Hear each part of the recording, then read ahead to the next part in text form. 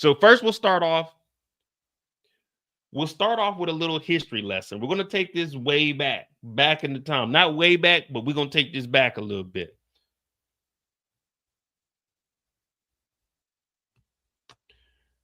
And we're going to take this back 13 years.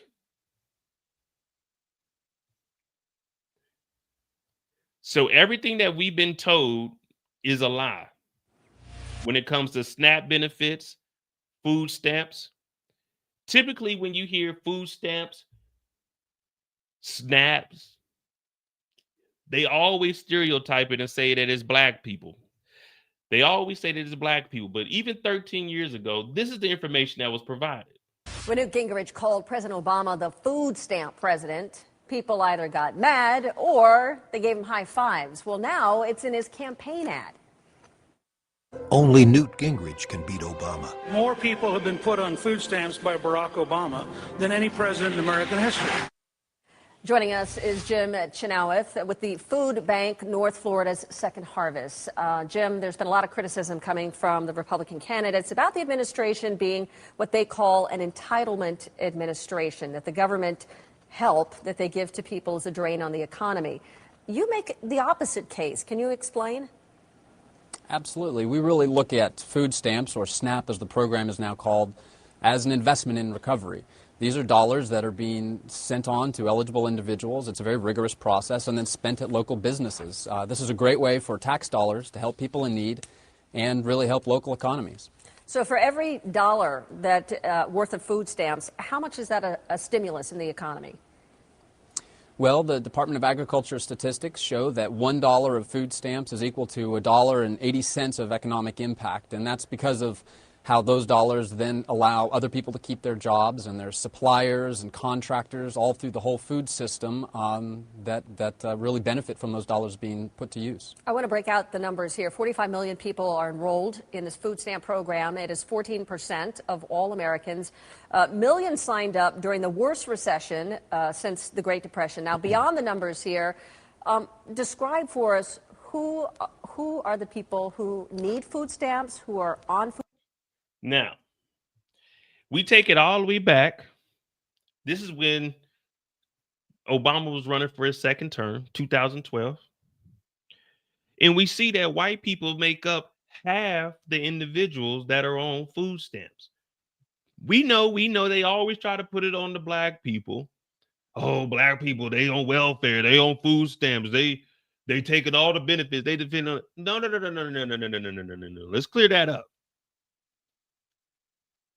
Since there were benefits provided to Americans, white people are the majority. They take up half of all the benefits that are given out.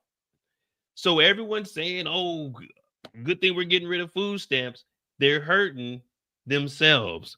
The ones that voted for Donald Trump. And this is in 2012. And guess what? The numbers didn't do anything but increase. As of, I think it's 2024, the numbers are about 53% of people that use food stamps are white people. 47% come from Republican states. That tells you everything you need to know. The welfare, the beneficiaries, the handouts, it's not the black people that need it. Only 26% is black people. There's roughly 42 million black people in America. So that 26%, what you got? 50% is 20, 25 of that is 10, maybe 7 to 10 million people compared to 30-ish million white people that need food stamps. And this is in 2012.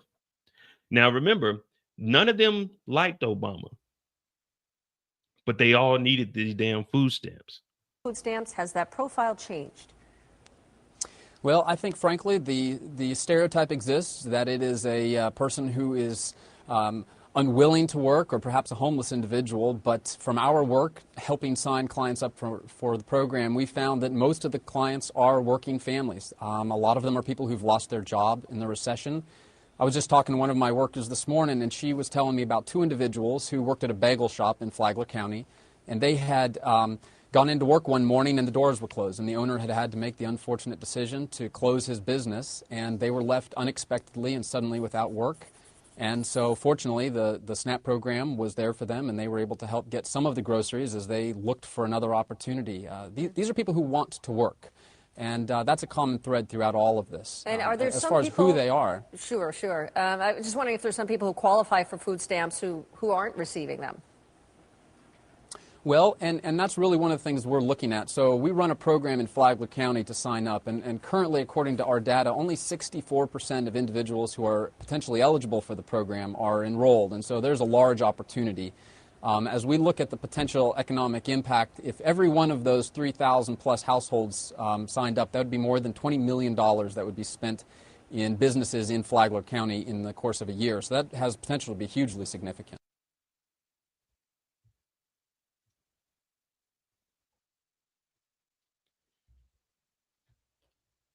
So even back in 2012, up under Obama, the food stamp president, white people didn't like Obama, but they sure used the hell out of them food stamps, didn't they? They sure used the hell out of those food stamps, didn't they? Well, health benefits aren't the only thing that could soon disappear. Millions of Californians on the federal SNAP program, also known as CalFresh, could see their benefits vanish because of the shutdown. California and a host of other states are warning that SNAP recipients, if nothing changes, federal funding will end less than 2 weeks from now. And as NBC Bay's Judy Hernandez tells us, many say they're just not sure how they're going to feed their families if that does happen. I'm extremely worried. I am scared. Contra Costa College student Megan Rojas DeVork says she, her brother, and single mom rely on the food bank and the CalFresh program to keep food on the table. She gets $200 a month on her CalFresh EBT card, and she needs every penny. I definitely depend on those funds. I definitely need the money to be able to afford groceries for my family and to be able to eat at the end of the day. But the SNAP benefits Megan and millions of others rely on are expected to run out of funding at the end of the month because of the government shutdown. The California Department of Social Services website warns the federally funded program will not get any more money until the president and Congress take action. We are very concerned that thousands of families in this county and tens of thousands and more around the state are going to lose their food nutrition benefits and food stamps starting in November as a result of this government shutdown. Contra Costa County Supervisor John Joya says more than 108,000 residents in Contra Costa County alone rely on SNAP. Grocery stores will also take a hit. Stores get millions of dollars in revenue from the program. Having people go hungry, having families not receive nutrition benefits, I can't think of things how it gets any worse. Food banks are now gearing up to fill the void. With grocery prices on the rise and federal workers furloughed, lines are already longer than normal. They say it's only going to get worse. But if they're not having benefits, we're expecting to see new faces who have not come to the food bank before, and we're expecting people to come to more and more distributions. Hello. Megan says she's already researching where she can pick up more free food, and she's not just worried for her own family. Now, y'all not about to play some feel-good music at the end of this. I'm definitely worried about others with small children, bigger families as well, and how they will manage to get by. In Contra Costa County, Jody Hernandez. And all right, so as we can see, there's going to be countless videos from every single state showing that people on SNAP benefits, according to Donald Trump and his administration, they make it seem that everyone that's on SNAP benefits are just people that aren't working. There's people working, it's just too damn expensive. So they need some subsidies that are going to actually help them out. There's military members. Military members, if you're active duty, you get housing and you get food pay and you get a clothing allowance once a year. Clothing allowance ain't nothing but like $150. You can't really get much with it. But you do get an extra like $300 a month. Well, when I was in up until 2017, I was getting about $330 a month for groceries. You know, it's your BAS, your your food money, and then you got your BAH that cover your rent. But if the cost of everything is going up and you're budgeting for what you were making already, you can't afford. For me to go to the grocery store right now, a trip by myself is $200 to $250, and that's just for 2 weeks worth of groceries. And that's me by myself. So when my family was here, I spent about $300 for like a week and a half, if that. So it's not that people are on these benefits because they're not working. It's because they can't afford anything. The thing is, the cost of living, the cost of goods, the cost of services, everything increases, but wages don't increase. Minimum wage is pretty much the same across the board for the last 20 years. Now in California, individually, they rose it up to like $20 for fast food workers. But it's not that these people aren't working or they can't work. They can't afford to live. That's the problem. They can't afford to pay rent and then have money to go get food because rent goes up $100, $200 every single year. Then you got your insurances that are going up. And if the premiums of this healthcare, which the Democrats are trying to keep from expiring, the ACA tax credits that are expiring at the end of the year, which they keep saying, just open up the government, we'll talk about it later. No, you're not going to talk about it later. So that's why the Democrats have this closed. You keep hearing the illegals are on it. Yeah, anybody, if you get hurt and go to the emergency room, they're going to make sure you're treated and stable. But as far as this SNAP benefits, is people working, man. I'm pretty sure we all have, I'm pretty sure we all know somebody that are on SNAP benefits. And we know that they have a job. We know that they're working. It's just they either got fired from a job, laid off from a job, something had happened. So now they're at another job. You may be in between jobs. Your first check ain't coming until that second check hits. So there goes about a month that you got to wait. You could be in between jobs. It could be 2 months. It could be 3 months before you get another job.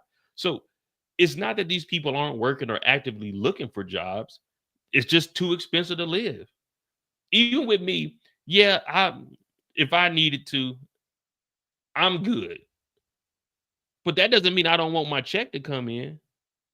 I look at it like this. Everyone is living check to check. I don't care how much money you have, you're living check to check. That's just the way life is.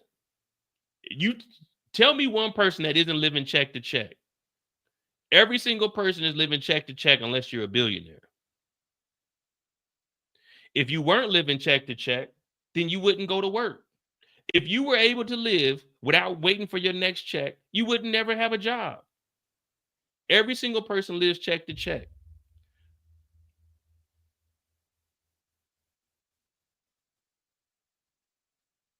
You a full-time content creator? You got to continue to put that work out. You need that next check to hit on the 20th. If that next check don't come, we see there's a lot of influencers that go broke. We see rappers go broke. We see actors go broke. Everyone is living check to check.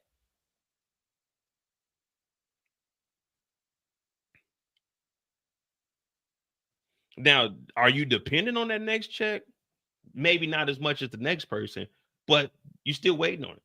Like next week I won't get a check. So I haven't had a full check since my last full check was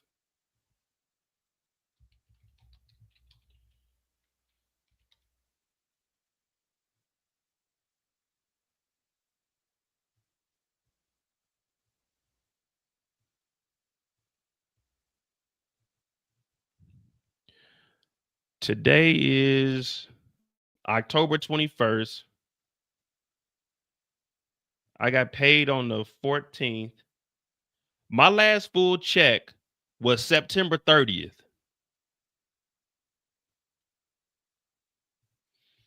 My last full check was September 30th. Next week will be a month since I got a full check. Will I say I'm hurting? For me, hurting is not being able to take a trip. I didn't go anywhere last weekend because I just spent $1,300 on the car, which would have been my trip money. But yeah, I'm waiting on that next check to hit. Will I be fine for the rest of the year into next year? Yeah. But still, I worked for that. I want that money. That's my check. So I'm living for that next check. You know, I always used to look at because on military bases, they accept WIC. And I was always like, my sister was on WIC. My oldest sister was on WIC. She had 2 boys, but my older sister had 2 jobs. She had 2 jobs and shit was still expensive. I mean, it is what it is, man. With these,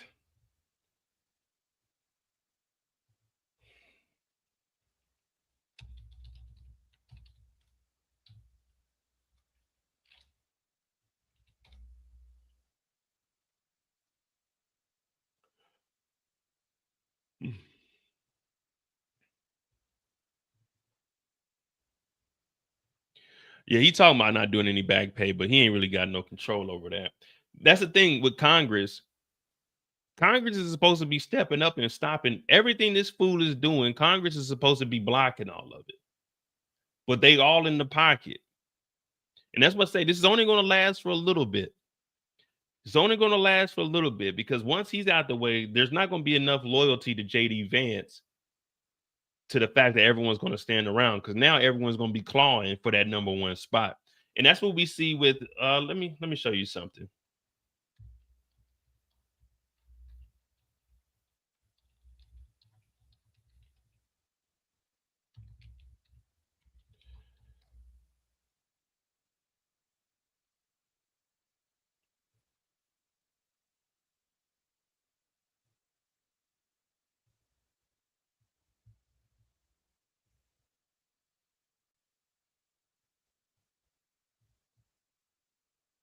Day 8 of the federal government shutdown. And here's what is expected today. The Senate is expected to vote on rival proposals, each with hopes of forcing a breakthrough. Republicans are pushing that they are calling a clean continuing resolution and Democratic plan with several amendments.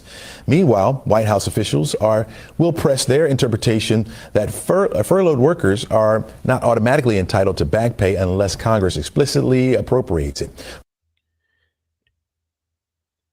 They're going to appropriate that. Now, so remember, there's 3 different statuses during the shutdown. You have furlough. Furlough are the people that are at home not getting paid. One of my employees is on furlough status. So he's at home right now. I talked to him yesterday. He's doing all right. Furlough status, you're at home and you're not getting paid. Then you have exempt status. Exempt status is you go to work, you continue to get paid. Initially, my job was exempt. Some reason they changed our code in this summer, and now I'm on expected. So you have furlough, at home working, at home, not working, not getting paid. You got expected, at work, not getting paid. Then exempt. Exempt is at work, getting paid. So there's 3 statuses up under that. Now they're talking about not paying furlough workers, the ones that are at home not getting paid, which is that's not anything that they chose. Now, I'm pretty sure whenever this does pass, the Democrats are going to have that in there, the back pay, because that right there, if it isn't in there, that's going to turn the whole base as far as federal workers and family members against them. Now, that's the only tough thing about this MAGA shit. This is like a cult. They don't care how bad it is. You know, I was debating this white gentleman when the whole shutdown started, and I was trying to explain to him why the Democrats were closing it. Do I want it to be closed? Hell no. I want my checks to come in. But they're stopping it for the benefits. Now, what he told me was when he was in the military, he hated Obama because there was a shutdown and he didn't get paid. You know, I got laid off when Obama was in office because they didn't, the budget got cut from us. But, as I was 23, 24 at the time. So I wasn't really caring too much about it. It's like, it is what it is, man. Fuck them all. But he said he hated Obama. Now, when I told him, I guess you hate Trump now, don't you? He said, nah, because I was doing some research and it was on the speakers. I said, so if you blaming the speakers now for this shutdown, then why weren't you doing that with Obama? He's like, oh, well, he got the stutter in the same way Trump does whenever you call him out on his lies. But we got Marjorie Taylor Greene, and we see what she's doing. Now, she's in Georgia. And what she's trying to do is jump ahead of the rest of MAGA. because Trump, as I said, there's only 3 years left. Yeah, he's going to try to do a whole bunch of wild shit and try to stay in office. We'll deal with that when we get there. But health reasons, he might not make it that far. So when JD Vance comes into power, or they make it through this election and they got to get to the next one, to the next presidential election, everyone's going to be going against each other. So Marjorie Taylor Greene is trying to jump ahead of it and stay MAGA, but branch out on her own. So that's why we hear her talking about the health benefits. That's why we hear her talking about the Epstein list. Now, we still can't trust anything that she says because she still gets on Twitter and tweets out some wild shit talking about the extreme left and all that shit. But as far as an alliance right now, we definitely going to need to pull her in because she's trying to jump ahead. Because when Trump is gone, I'm telling you, it's going to be a lot of in-house fighting, and it's going to be funny to watch. And I'm going to be here covering it all. I'm Mo.J. This is the Mo You Know. Hit that like button, hit that subscribe button. For the public, the hardest hit at the nation's airports. FAA facilities across the country are already short-staffed, and flight delays, congestion, and safety pressures are likely to worsen today. All right. So we're also looking at Georgia Congresswoman Marjorie Taylor Greene is breaking with her own party over health care. And that's one of the key items that forced this shutdown, or at least triggered the shutdown. In a long post on X, Greene said that this is becoming a personal issue, stating, quote, "When the tax credits expire this year, my own adult children's insurance premiums for 2026 are going to double, along with the wonderful families and hardworking people in my district." Because of the Republican refusal to extend the Affordable Care Act tax credits, as Marjorie Taylor Greene herself has acknowledged, tens of millions of people are about. Oh yeah, real quick. If you haven't heard, a January 6th terrorist that was pardoned by Donald Trump was planning to assassinate Hakeem Jeffries today. The more you know. They arrested him. They found the text messages. Hakeem Jeffries is supposed to be speaking either today or tomorrow. They arrested the guy on Sunday, but he was plotting to try to assassinate Hakeem Jeffries. They just arrested him on Sunday. So to experience dramatically increased health insurance costs. How is that acceptable? All right, let's get some more perspective on this with Republican strategist and frequent panelist member on the Georgia Vote, Mark Roundtree. Welcome back to the show. Thank you, Chesley. Good morning. Good morning to you. All right, let's start with the big picture here. We heard Greene's stance. So it's isolated or robust, stating that the broader thinking of Republicans on the politics behind Obamacare. What's your thoughts on that? Well, I think reasonable people can conclude that Obamacare has been a financial disaster for the country. It is causing premiums to rise dramatically now, and those premiums get paid either by the taxpayers or the individuals. So this is sort of taking the veil off of how expensive Obamacare has now become. It also has resulted in a lot of families not being able to get the doctors they want. So I think there is a lot of support for replacing Obamacare, maybe even among both political parties, though I don't know that Democrats would want to phrase it that way. But I think there are going to be changes over the course of the next few years in this. Mm-hmm. Do you think Marjorie Taylor Greene? I think it's what inarticulately Marjorie Taylor Greene is saying, is that this is a broken system. This fucker don't know what he's talking about. Marjorie Taylor Greene clearly said that they needed to extend the ACA tax credits, which are a part of Obamacare. Obamacare is working. That's why she's saying we need to extend the tax credits so that insurance doesn't double.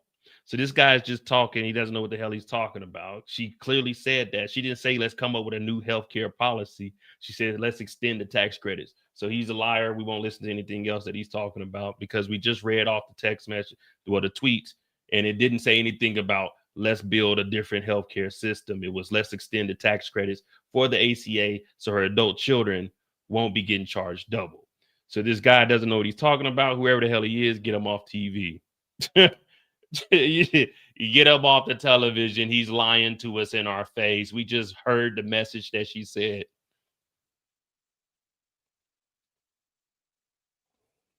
All right. Well, that's what's going on with the SNAP benefits and health benefits. They are going to double. November 1st is open enrollment. I'm canceling my insurance. Initially, I was paying like $180. It's supposed to go, it's like $202 now. And I think it's going to be like $388 in November. So I'm like, no. I'm just going to cancel that. And, cause in the States, I get free health care, but over here, I got to have international health care. I'm just going to be going to the ER. That's what I'm going to do. I'm just going to go to the ER. Whenever I need something, I'm going to go to the ER. But I'm canceling my insurance November 1st because I'm not paying $400 a month for some fucking insurance. That's you just out your mind. But there we go for the SNAP benefits and the health benefits.